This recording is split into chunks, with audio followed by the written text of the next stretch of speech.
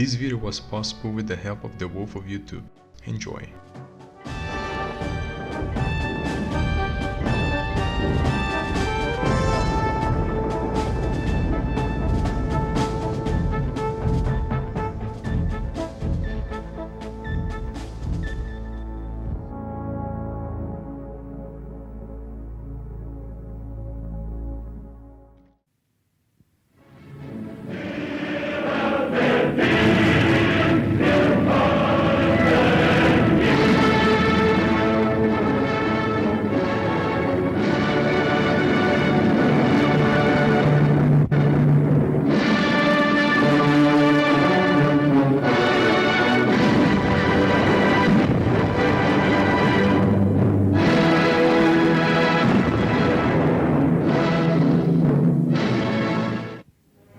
In the late summer of 1939, German fighter pilots relax in the sunshine before the onset of a war that will see them, within 2 years, contesting the skies against enemies over the Arctic Ocean to the deserts of North Africa and from the Bay of Biscay to the banks of the River Volga. Within 5 years, the Reich will have shrunk to the borders of the homeland, and the fighter arm of the Luftwaffe will have been driven to extinction in the very skies above Germany itself.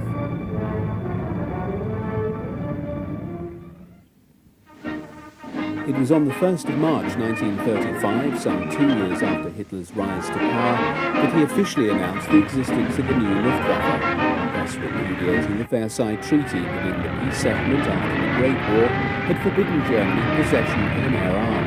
In reality, the new Luftwaffe dated from January 1933, and great care being taken to disguise the growth of the new German Air Force.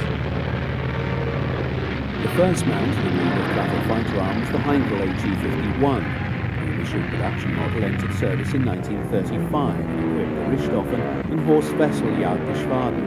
The improved HE-51B appeared in 1936 and is seen here in this film dating from the same year. Although the type figured prominently in early propaganda films, its service life was short. The existence of the Arado 68 sealed the fate of the Heinkel fighter when, in 1936, Ernst Udet, a newly installed inspector of fighters and dive bombers, tested both aircraft and adjudged the Arado to be the superior type. Destined to be the last biplane fighter to serve with the Luftwaffe, the Arado 68 is seen here along with the HE-51, engaging in mock attacks on a Dornier Do-23, one of the early types serving in the bomber squadrons. This particular AR-68F variant employed a BMW engine which conferred only a marginally improved performance over the HE-51. It was rapidly superseded on the production lines by the Umo-powered AR-68F variant, which equipped most of the Jagdgruppen until the advent of the Bf-109 in 1938. It is a later Umo-powered Arado AR-68E which is seen here, shooting out balloons set out by Luftwaffe ground crew for strafing practice. A distinctive feature of Luftwaffe fighters until about 1938 was their overall light grey colour scheme.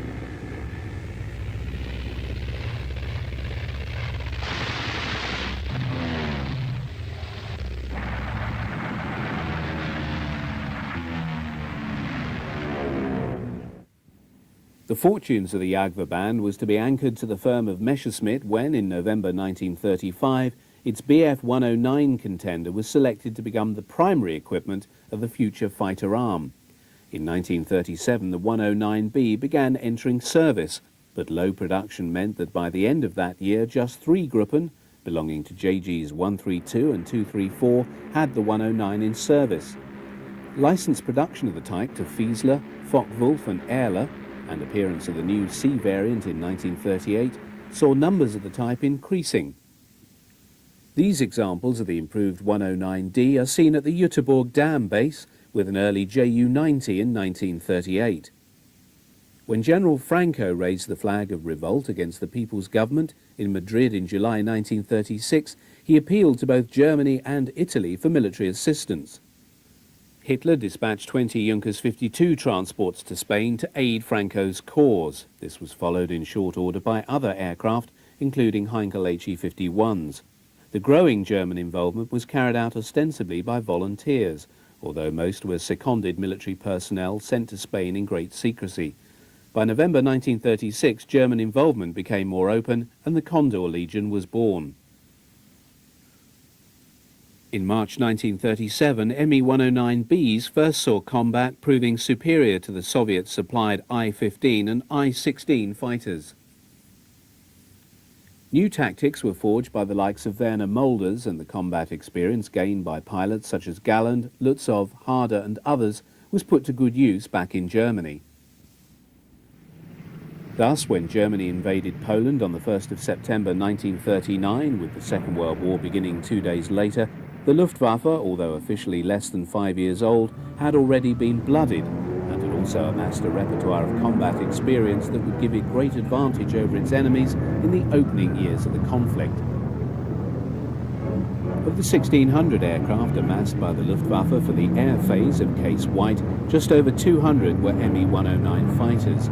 By far and away the bulk of these were the latest E model, although examples of the earlier C and 44 of the D model seen here, belonging to 3 JG233, were also committed to the fighting. As was to be repeated in other campaigns in the years ahead, Luftwaffe tactics from the outset were governed by the need to achieve air superiority over the battlefield. The first air operations over Poland were committed to the destruction of the Polish Air Force on the ground. The Jagdflieger, in consequence, found themselves in the opening phase of the campaign, providing escort to the bombers as they attacked Polish airfields. Although the Polish Air Force was woefully outnumbered, it put up a heroic defence. However, after the first few days, air opposition disappeared, and the Me-109s engaged in free hunts, searching out the skies and shooting down any surviving Polish aircraft. Most footage of 109s in action over Poland, and indeed from virtually every theatre in which the type operated up to 1943, when the air battles over Germany began in earnest, were taken from other aircraft, such as the Me-110 or Heinkel 111. The small size of the 109 cockpit prevented the pilot employing a cine camera to take footage, and this explains the small quantity of film shot of the Jagdflieger in action when compared to that of the Stukas and the bomber types. It was also the case that from a propaganda point of view, and this was the primary purpose for which the newsreels were made, images of Stukas and bombers provided far greater impact among the audiences who viewed them.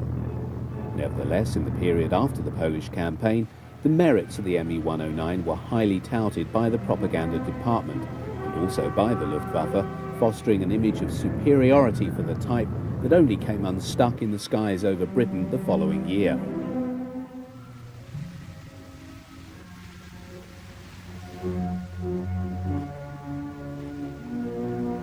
As the ground forces advanced, propaganda company cameramen attached to army formations filmed the handiwork of the Luftwaffe. On the former airfields of the Polish Air Force, hundreds of wrecks of destroyed and burnt-out fighters and bombers lay scattered amid the detritus of bombed hangars, an image that was to be captured over and over again in France, Yugoslavia, Greece and Russia, as the preemptive strike designed to destroy the enemy air force on the ground became the tactic and signature of Luftwaffe operations at the onset of a new campaign. Control of the air was the prerequisite for the success of the Blitzkrieg strategy, which was to give the Wehrmacht its great victories in the opening years of the Second World War.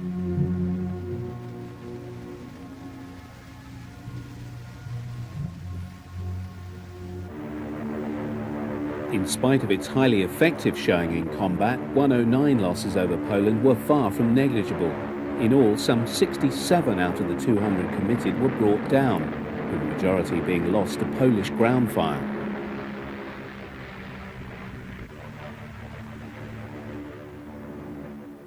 When Joseph Goebbels visited an Me-109 unit during the winter of 1939-40, the dark green camouflage was already giving way to light blue underwing and fuselage sides, and a two-tone green splinter finish on the wings and fuselage top. By early 1940, almost all early 109 models had been replaced by the Emil, as it was known to its pilots. In its E3 variant, the Me-109 was at the forefront of fighter technology during this period. On the eve of the German invasion of France and the Low Countries on the 10th of May 1940, the Luftwaffe could deploy nearly 1,000 Me-109E models. When the Luftwaffe was unleashed in the early hours of the 10th of May, its initial targets were the mass of aircraft based on all 72 Allied airfields across France and neutral Holland. No fewer than 16 Gruppen of Me-109s supported the opening airstrikes by the Stukas and medium bombers. Although the Armée de l'Air and the RAF were able to field a number of modern fighters, the 109 Staffel quickly gained control of the air above the advancing German forces. Such was the speed of the advance of the Panzers that the fighter units found themselves being hastily uprooted and moved forward to new air bases and fields in their wake. The British, having fallen back on the port of Dunkirk following the German drive to the Channel coast in their rear, now proceeded to organise the seaborne evacuation of their expeditionary force. Hitler, however, had halted his panzers in their drive on the port and accepted Goering's assurance that the Luftwaffe could block any British rescue attempt. With the launch of Operation Dynamo, hundreds of ships of all sizes now attempted to lift off the Anglo-French forces from the port and beaches around Dunkirk in the face of a determined attempt by the Luftwaffe to sink them.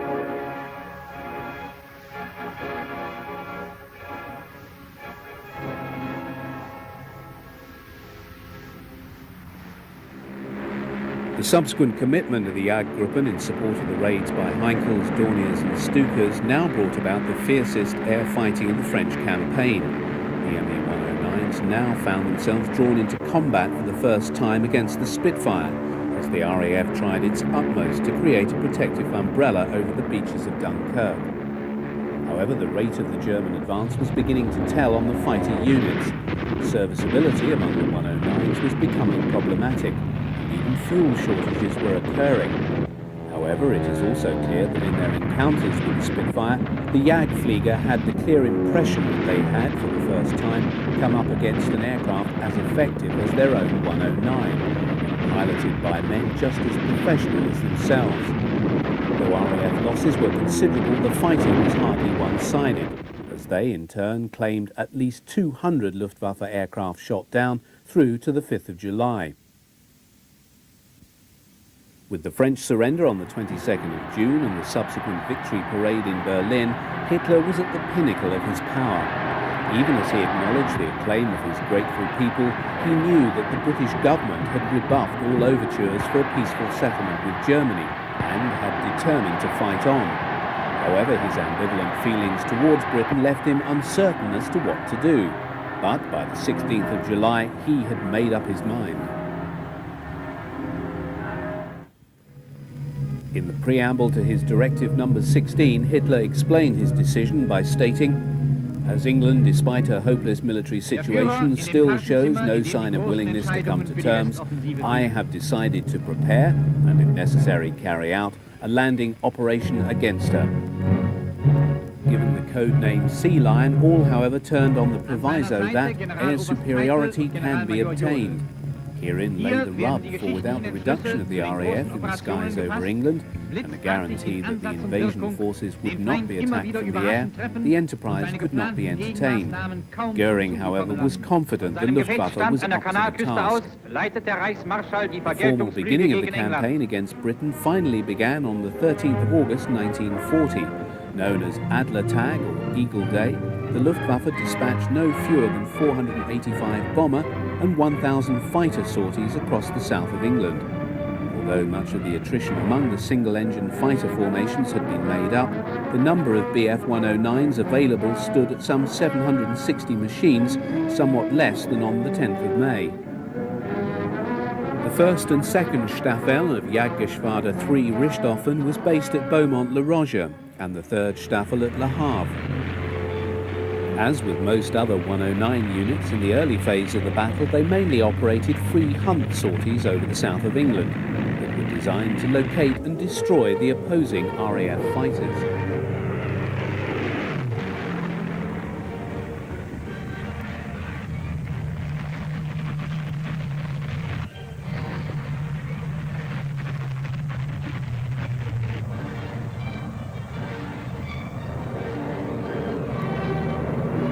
free-ranging sweeps, the Jagdflieger employed tactics first worked up in Spain. The basic formation was provided by the rote or pair of Me-109s flying some 200 yards apart, with the wingman flying slightly below and to the rear. Mutual support was the key to this formation. The Schwarm employed 4 109s, in effect 2 pairs operating in tandem. These formations bestowed great flexibility on the German fighters and allowed them to deal effectively with the far more rigid twin-plane RAF Vic formation employed by Spitfires and Hurricanes. During the battle, pilots on both sides came to be portrayed as heroes by their respective media. Here, the face of Werner Mulders stares out from the cover of the Dutch edition of the magazine Signal.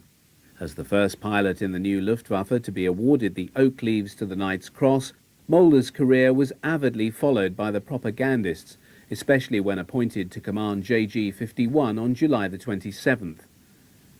Adolf Galland was also lauded by the press. Although seen as perhaps playing second fiddle to Mulders, he and Galland were friendly rivals in the Ace Stakes, each amassing high scores. Both, however, were partially eclipsed at this time by the meteoric rise of Helmut Wick.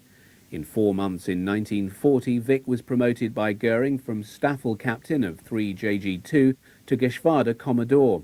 At the time, he was just 25 years old. Wick was a gifted pilot, and his score by the end of the battle had risen to 56, giving him 6 more than Galland and 4 more than Mulders. During the campaign, Goering paid a visit to Wick's base at Beaumont-le-Roger. As the air battle over England progressed, Goering began to express much unhappiness to the fighter commanders over the very high losses suffered by the bombers. The Stuka had been shown to be highly vulnerable. The concept of the heavy escort fighter had been found to be wanting in the high losses experienced by the Me-110, and the bombers were being shot down in large numbers by the RAF. Goering now demanded that his fighter commanders change their tactics. Wick, however, would die over the Channel in November. As for many German Jagdflieger who crashed into the Channel, rescue would be by HE-59 seaplanes marked with red crosses, even though the RAF regarded them as legitimate targets.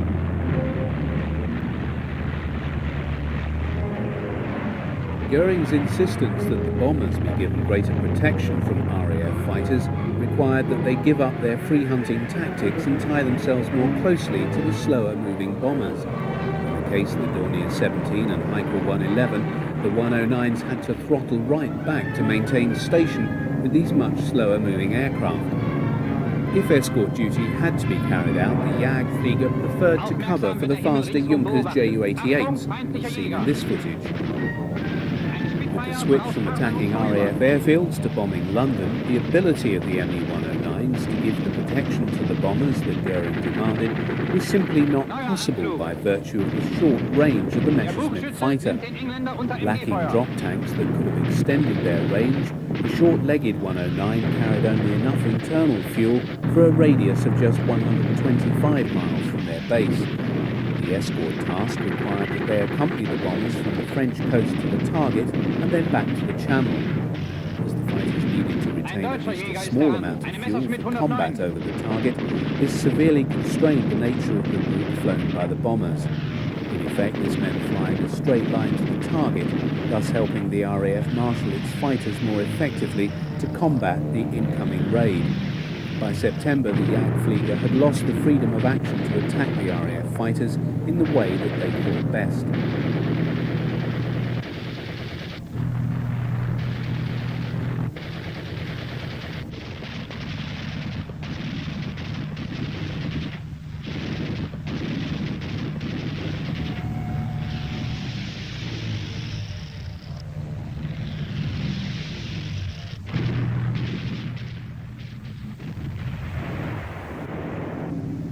From September 20th, the move to shift air raids on England to the night was a virtual acceptance that the attempt to defeat the RAF and achieve air superiority prior to an invasion had failed.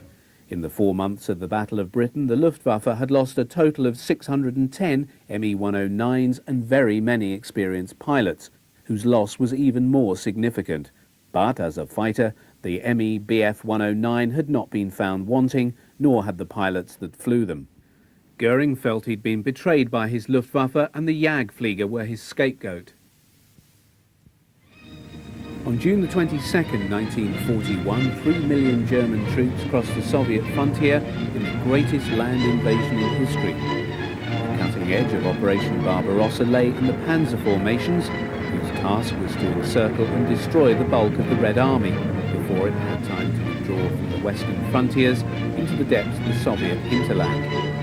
So optimistic was Hitler that the tried and tested blitzkrieg technique would yield success against the Red Army that he anticipated the Eastern campaign being brought to a successful conclusion in just a few months. Crucial to the success of the opening battles at the frontiers was the assumption that even before the end of the first day of the campaign, the Luftwaffe would have established air superiority. The priority task of the 4 Luftflotten committed to the operation was the destruction of the bulk of the Soviet Air Force on the ground in the opening hours of the war. To ensure this happened at the same time as the German forces were crossing the frontier, the Luftwaffe arrived over the Soviet airfields at exactly 03:30 hours. All combat types, from the 775 level bombers, 310 Stukas, 830 single-engined Me-109s committed to the war in the East, all found themselves dropping vast numbers of small fragmentation bombs on lines of Soviet aircraft lined up on airfields all over European Russia and the Baltic states.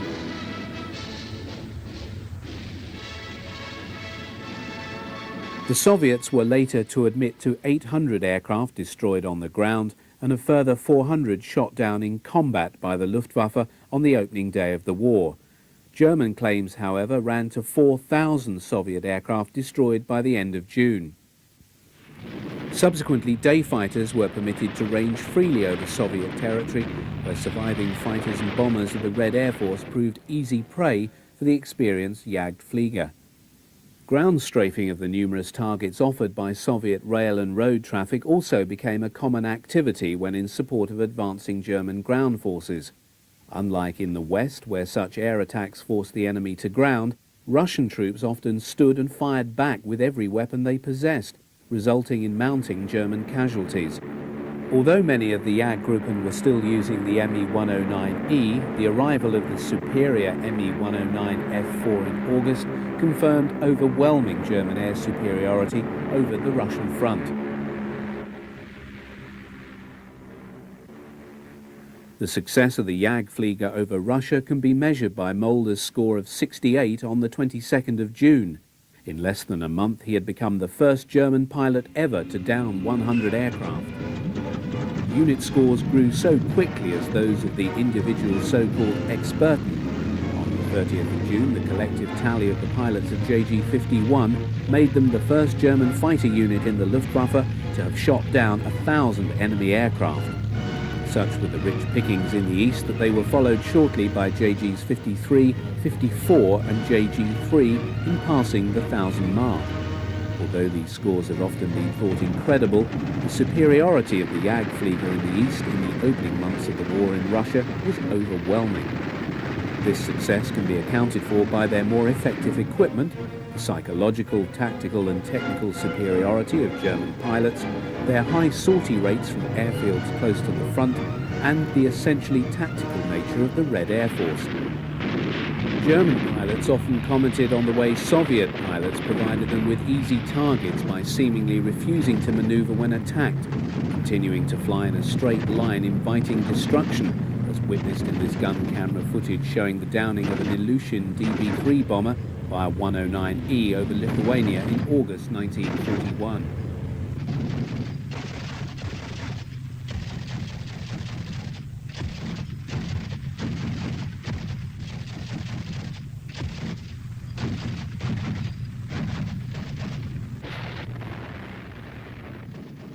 In the autumn, Goering met high-ranking Luftwaffe staff and chosen fighter commanders in East Prussia. Present was Mulders, who was displaying the diamonds to his Knight's Cross, awarded by Hitler on the 16th of July. Als Flugzeugführer in einem Kampfgeschwader hatte besondere Aufgaben zu erfüllen. In weit über 100 Feindflügen Witnessed by Udet, Goering presents the Knight's Cross to Airman Rudolf Knacker. other fighter commanders present is Walter Uzar of JG2.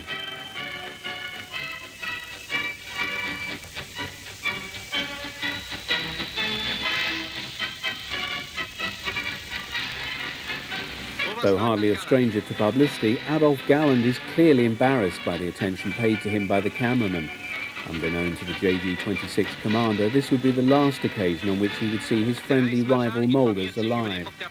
Although the cameraman is at pains to capture the Reichsmarschall playing the Luftwaffe overlord, Goering's devotion to his other interests was already causing command problems that were to have dire long-term consequences.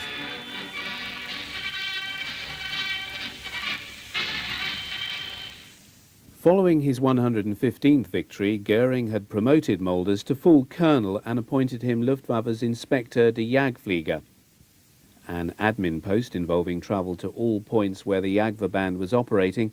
Mulders gave up command of his beloved JG-51. Highly regarded by Goering and his fellow airmen, Mulders was an intelligent, perceptive leader of men whose contribution to the development of fighter tactics in the Luftwaffe played a significant role in its success in the opening years of the conflict.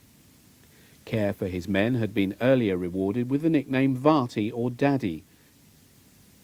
For the short time he was in post, he was spared the infighting of the Nazi leadership and was thus spared the disillusionment that became the lot of Adolf Galland, his successor.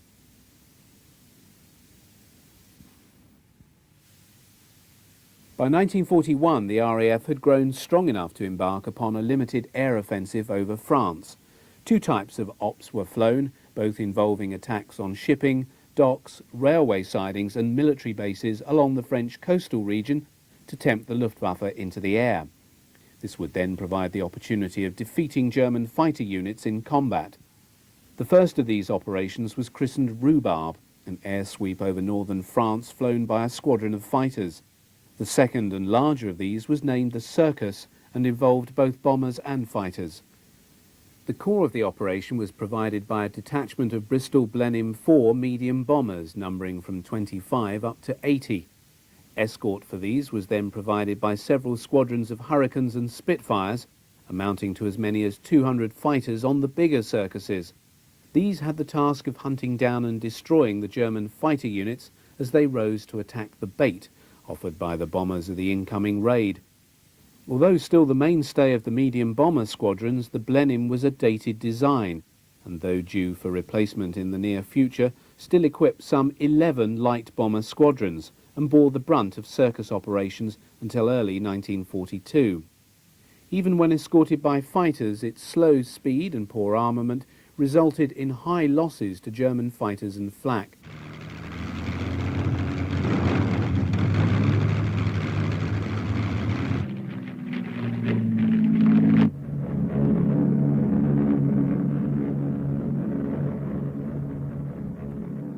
In early 1941, the new Me-109F began to enter Luftwaffe service. Due to the appearance of the superior cannon-armed Spitfire 5B in February, delivery priority had been given to units serving on the Channel Coast. MG-Munition wird gegurtet. And JG-26, Das Leitwerk reicht für die Siegesliste bald nicht mehr aus. Einbau der Filmkamera. Units had received the even better 109F4 DB601E engine.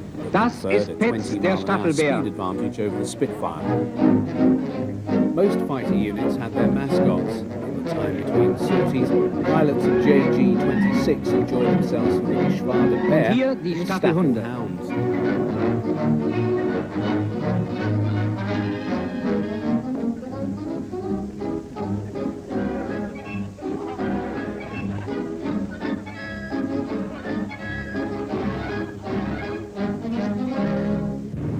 As JG-2 spread around a number of airfields in the Pas de Calais and the three Gruppen of JG-26 distributed from Clermont through to the Belgian border near Abbeville, warning time of an incoming enemy raid was very short. On some occasions, Adolf Galland, as Commodore of JG-26, ordered the whole Geschwader scrambled, whilst on other times just one group would be dispatched to deal with the incoming enemy. It was the size of the raid that determined the response.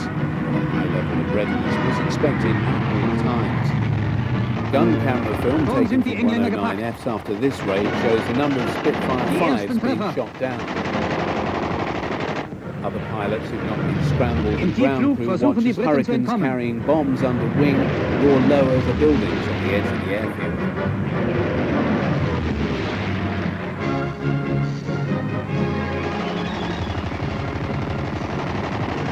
The Schon ist der armament Motor of the getroffen. 109F Die was less than Zeitlupenaufnahmen that zeigen, die employed on Bewegungen the bedeuten earlier langsamer als sie in Emil. Wirklichkeit As sind. confined to two MG-17s mounted on the nose cowl, Auch dieser the Brite ist 20mm angeschlagen. MG-151 cannon firing through the propeller boss. As all weapons were mounted along the aircraft's centre line, it made the 109 highly effective in air-to-air combat.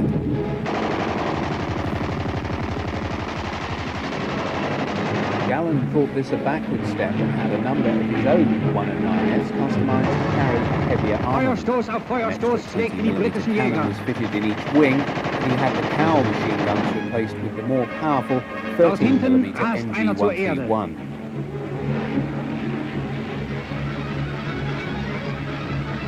Sekunden später wurde auch dieser vernichtend getroffen.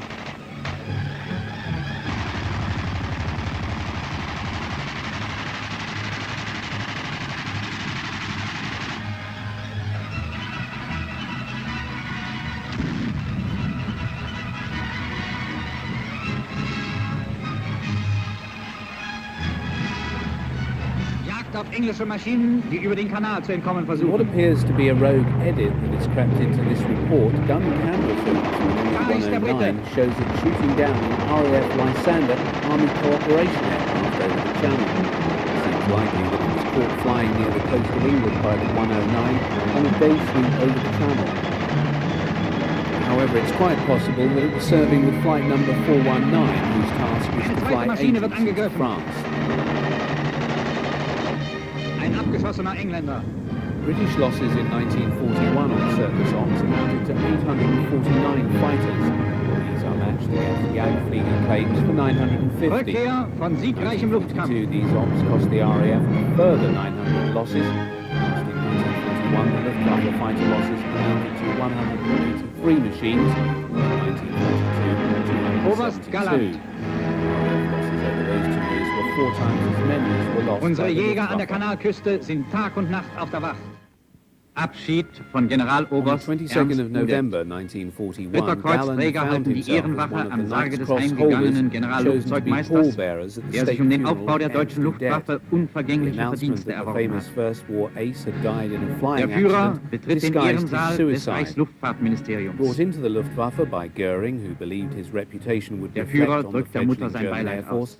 Udet found himself appointed admin roles as Chief of the Technical Office of the Air Ministry, and later as Chief Air Inspector General, for which he was neither temperamentally nor Der intellectually Reichsmarschall suited. spricht zum letzten Male zu Blamed seinem by alten Goering and Hitler for Kampfgefährten. the failure of the In seiner Luftwaffe Rede in nennt the ihn Battle of seinen Britain, besten and held Kameraden, responsible der durch for seine the low Taten production of unsterblich aircraft geworden to sei. service the demands Er of werde the immer zu Luftwaffe den größten in Helden Germany's Deutschlands ever-widening zählen. war. In seinem plunged Lebenswerk into hinterlasse er depression. uns ein Erbe, He das die decided Zukunft that honour left mitgestalten him wird. no alternative but to take his Der own letzte life, Gruß des which he Führers. did in the early hours of the 17th of November by shooting himself in the head. He was nevertheless given a state funeral with all the pomp and ceremony the Nazi state reserved for these Der occasions. Führer erscheint, begleitet vom Reichsmarschall zum feierlichen Staatsakt. Just 6 im days Ehrensaal des after the interment of Reichsluftfahrtministeriums. Udet, Galland found himself once more a pallbearer in yet another state funeral. Die On this Auszeichnungen occasion, von the Werner event Mölders, was rendered der more mit poignant 115 as it Luftfliegen der was for his erfolgreichste close friend Jagdflieger and der Welt rival war. in the air, Werner Mulders. As Der letzte Inspector Gruß of des Fighters, Führers. Mulders had indicated his desire to attend Udet's funeral and had intended to be one of the pallbearers. At the time, he was on an inspection visit in Russia and had made arrangements to fly to Berlin in a Heinkel 111 transport. On the flight back to the capital, the plane crashed, killing all on board. By the time of his death, Mulder's face and career was well known through the coverage given to him by Goebbels' propaganda department. The state funeral he was given was deemed fitting for the highest ranking, the most decorated Luftwaffe officer yet to die in the war. While Hitler was present to pay his respects as head of state, it was Goering who had delivered the funeral eulogy.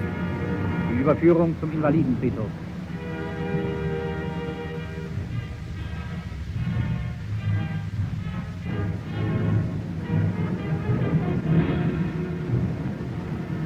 Among those in the funeral cortege were high-ranking Luftwaffe officers such as Field Marshal Milch and the commanders of the various Luftwaffe air fleets, including Kesselring, Stumpf, Lotze and others. To their rear followed many of the commanders of the Jagdgeschwaden who'd come to pay their last respects to the former inspector of the Jagdflieger. Goering followed immediately behind the gun carriage bearing the coffin of the flyer as it wound its way through the streets of Berlin to the famous Invaliden War Cemetery, in which many of the famous figures from Prussian and German history were buried.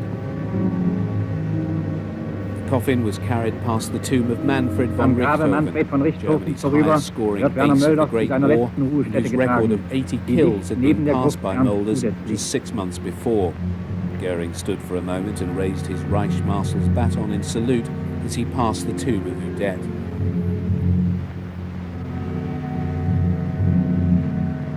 As Mulder's coffin was lowered into the ground, Galland, fleetingly seen here, was standing with the honour guard at the side of the grave with his sword drawn. He noticed that Goering was indicating for him to step forward. He later related his shock at the Reich Marshal's appalling bad sense of timing, as there and then Goering told him that he would follow in his dead friend's footsteps as the next Inspector General of the Jagdflieger.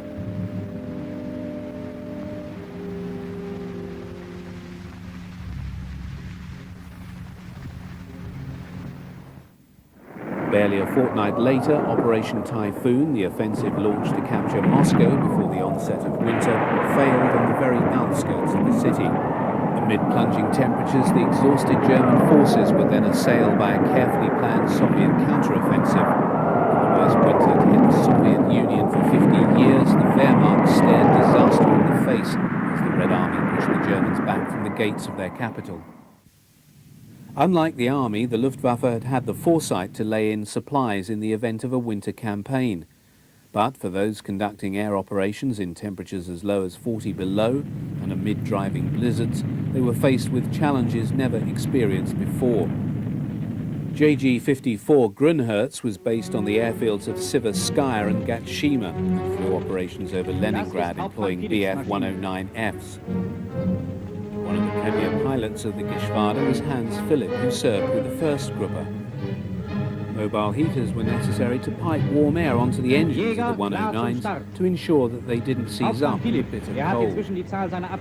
Philipp, better known as Phipps, prepares to fly his 109 off on a mission. Prominent on the side of his fuselage is the green heart and the shield with the Nuremberg coat of arms denoting the first Gruppe. It became common practice among 109 units serving in the east to remove the undercarriage covers in the autumn and winter to prevent build-up by mud and snow. These 109s of one JG-54 have been scrambled to intercept an incoming Soviet raid. Dort ein Sowjetjäger. As the combat is viewed from the ground, Philip's gun camera captures his destruction of a Yak-1 fighter, an example of the new generation of Soviet types appearing in increasing numbers over the Eastern Front. The quartet of a vast number of more effective aircraft soon to make their appearance in the ranks of the Soviet Air Force. Whether shot down by Soviet fighters or by the hail of ground fire thrown up by Russian troops whenever German planes flew overhead, Luftwaffe pilots would be desperate to bring their aircraft down behind their own lines. In a war in which little quarter was given, falling into Russian hands was a prospect few Jagdflieger were prepared to contemplate. Indeed, some German pilots are known to have chosen suicide rather than be captured. However, once they had crash-landed behind their own lines, every effort was made to recover the damaged fighter, as is seen here. Luftwaffe ground crew have secured the assistance of an Army 8-ton half-track to recover this downed 109F belonging to JG-54. Against a backdrop of very high Luftwaffe losses since the onset of the Russian campaign, every attempt was made to recover downed fighters, repair them, and put them back into service. In this case, the damage to this 109 does not appear to be excessive. Removal of the propeller boss has enabled a steel towing cable to be wrapped around the prop, and the aircraft is then dragged across the field back onto the road. From here it'll be returned to the airfield for rebuilding. Newsreel cameramen were often on hand to cover awards to servicemen at the Führer's headquarters in the Wolfschanz at Rastenburg in East Prussia. On this occasion, 3 Luftwaffe fighter pilots are receiving their Knight's Crosses, the Ritterkreuz. Hauptmann Philipp, 94 Abschüsse. Hauptmann Ubben, 70 Abschüsse. Und Oberleutnant Ostermann, 81 Abschüsse, wurden beide mit dem Eichenlaub zum Ritterkreuz ausgezeichnet. One of these is Hauptmann Philipp, als who's achter been Soldat awarded der the deutschen Wehrmacht Eichenlaub, das the Eichenlaub oak mit leaves, Schwertern. to his Knight's Cross for his victories in the air over Russia. Philipp would go on to become the second Luftwaffe pilot to score over 200 kills. His final tally would be 206 before dying in combat with US Thunderbolts in October 1943. After the presentation, the 3 take coffee and cake with the visiting Reichsführer SS Heinrich Himmler. Gallen's first command role was to oversee the provision of air cover for the breakout from Brest of the warship Scharnhorst, Gneisenau and Prinzeugen, passage through the English Channel to Germany. Operation Cerberus began late on the 11th of February 1942. The air phase involved fighter cover provided by JGs 1, 2 and 26 and a detachment of Me-110s. The audacity of the German plan was to triumph over the delayed though violent reaction of the RAF, who did their utmost to sink the vessels. German involvement in North Africa from March 1941 onwards was a consequence of accident rather than design. In the wake of the failure of the Italians' attempt to advance into Egypt during the second half of 1940, and the success of the British counter-offensive, which had conquered much of the Italian province of Libya by early 1941, Hitler offered limited German military assistance to Mussolini to prop up his position there. Both on the ground and in the air, Italian forces had performed poorly against the inadequately armed British forces. When Erwin Rommel was appointed to command the German Afrika Korps, the small expeditionary force built around the 5th Light Division, his brief was to support the Italian position in Libya in the face of the British advance towards Tripoli. However, the general had other ideas, and he intended to go over to the offensive as soon as his forces were strong enough to sustain such an operation. In the next 2 years, the image of Rommel alighting in the desert alongside his forces in his personal faceless Storch liaison aircraft was one which the German people would become familiar with in the weekly cinema newsreel.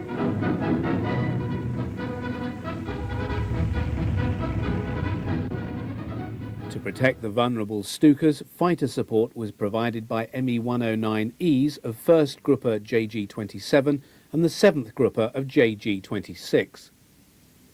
In September 1941, the first Me-109 F1 and F2s appeared in the theatre with the arrival of the 2nd Gruppe of JG-27. While the African theatre produced a number of stars among the ranks of the Jagdflieger, none shone more brightly than Lieutenant Hans Joachim Marseille. Although his final tally of 158 confirmed aerial victories at the time of his death on the 30th of September 42 was much less than the very high scores of many aces serving in Russia, all of Marseille's kills had been against the RAF in the West and North Africa. Here, the skills of the British and Commonwealth pilots were generally of a higher order than those of the Red Air Force. Indeed, Adolf Gallen placed Marseille in the foremost rank of the Experten when he described him as the unrivaled virtuoso of the fighter pilots. He first saw service in 1940 when he joined the 4th Gruppe of JG-52. His scoring career took a while to take off, achieving just 6 victories in his time on the Channel Front. His behaviour and attitude at this time did little to endear him to his unit commander, Johannes Steinhoff. Transferred to 1st Gruppe of JG-27 at the end of 1940, thence to North Africa in March, his tally of skills began to grow rapidly thereafter. In his preferred mount of the Bf-109F, his intuitive skills as a pilot enabled him to dispatch enemy aircraft with an economy of ammunition that became legendary.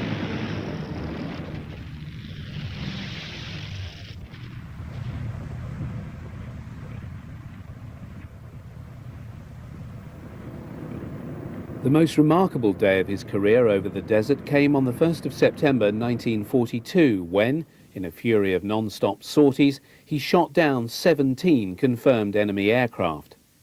By this time, he was a familiar feature in the newsreel reports from the theatre. In the event, his death was not due to enemy action, but to a fire in the engine of his new 109G. Bailing out, he hit the tailplane, knocked himself out, and plunged to his death in the desert below, having only just been awarded the diamonds to his Knight's Cross following his 126th kill.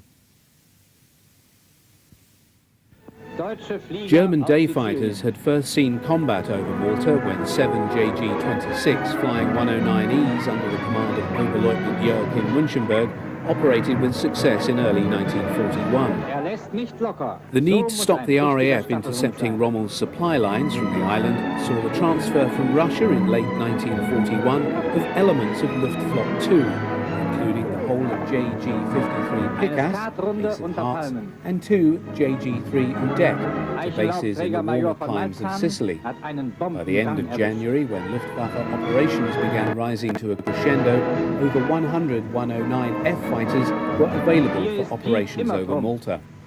Die Abschussliste wird vervollständigt. Die gute Pflege der Maschinen ist mitentscheidend für den Sieg. Der Jagdflieger muss sich auf seine Kameraden vom Bodenpersonal fest verlassen können.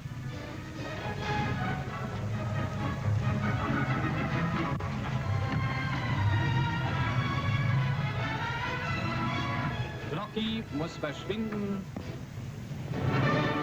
As Commander-in-Chief South, all Luftwaffe units in Sicily fell under the command of Field Marshal Albert Kesselring.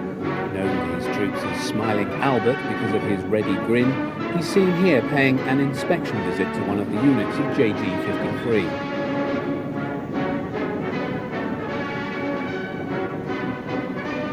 The winter rains on the island have turned much of the ground into glutinous mud, as Kesselring nearly discovers to his cost. The rains also led to the landing fields being reduced into muddy tracks. The Field Marshal also takes the opportunity to take a closer look at an ME-109F.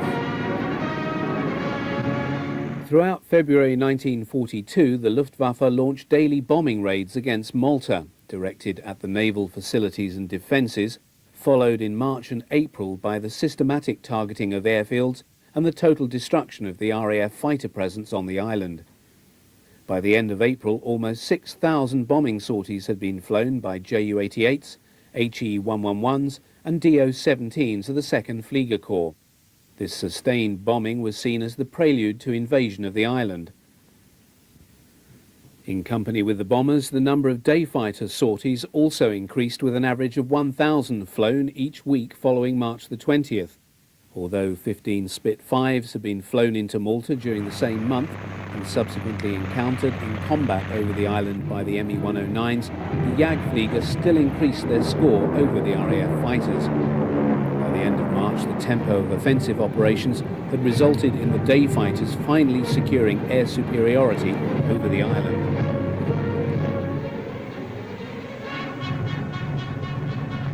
Das ist Malta. Im Tiefflug geht es an der Steilküste entlang.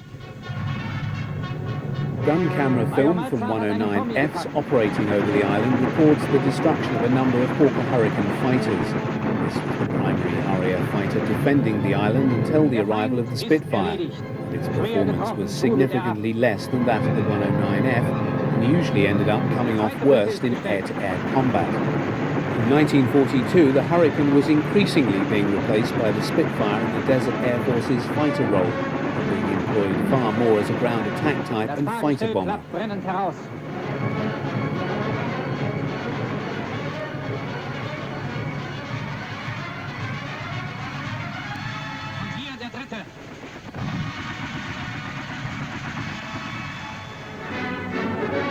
With the failure to implement Operation Hercules and the British reinforcement of the defences of Malta, air superiority over the island was lost by the Luftwaffe during mid-1942.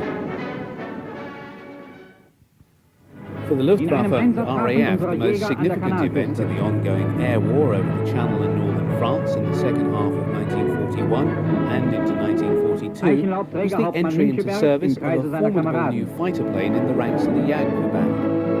The Focke-Wulf FW-190 was first seen by German audiences in a sequence that began Geschwader relaxing before the onset of battle.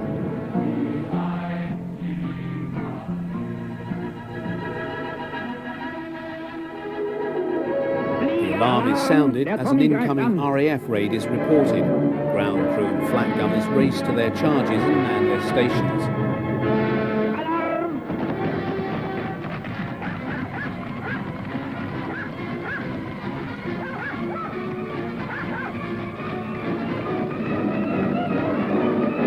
Luftwaffe airfield defences were based around numerous light 20mm flak guns, medium 37mm flak weapons seen here, and batteries of the heavier calibre 88mm guns. These would provide the first line of defence against the incoming hostiles.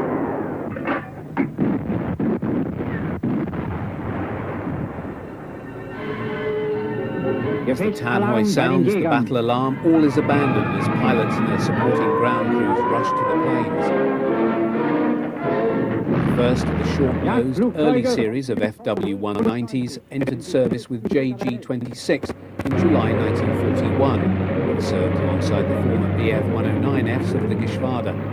Although having its origin in a 1937 specification for an Me-109 replacement, the success of the latter led to the FW-190 being regarded as a second iron for the Jagdverband.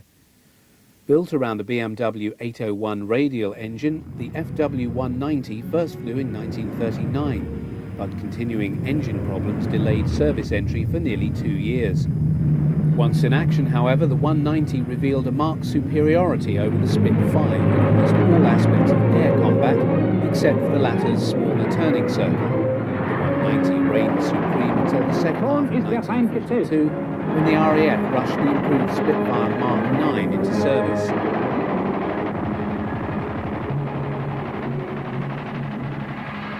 Der erste Treffer. Der Brite stürzt brennend ab.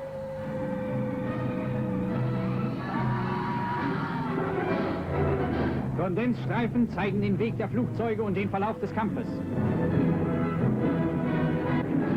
Vor uns wieder ein Brite.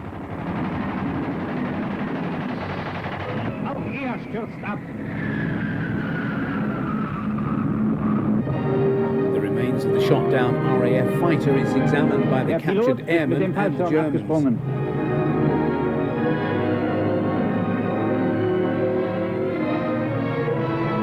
Returning Me-109s and FW-190s fly over the airfield, a number waggling their wings to indicate victories in the air battle.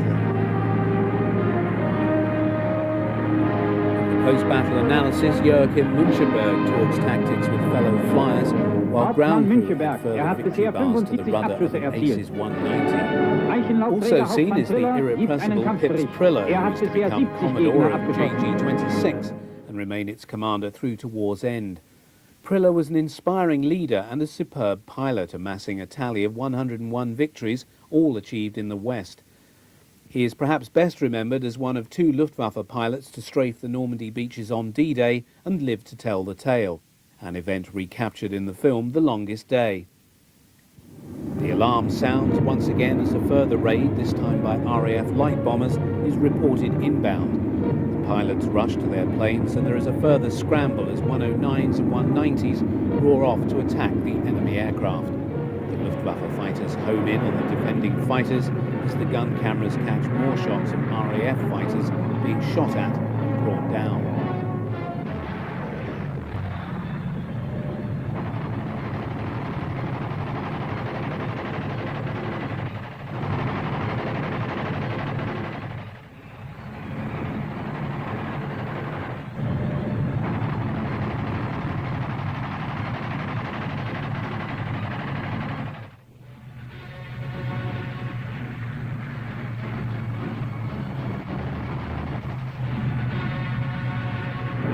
Although the gun camera images are somewhat indistinct, there is a possibility that the RAF type being shot down here is an early Hawker Typhoon.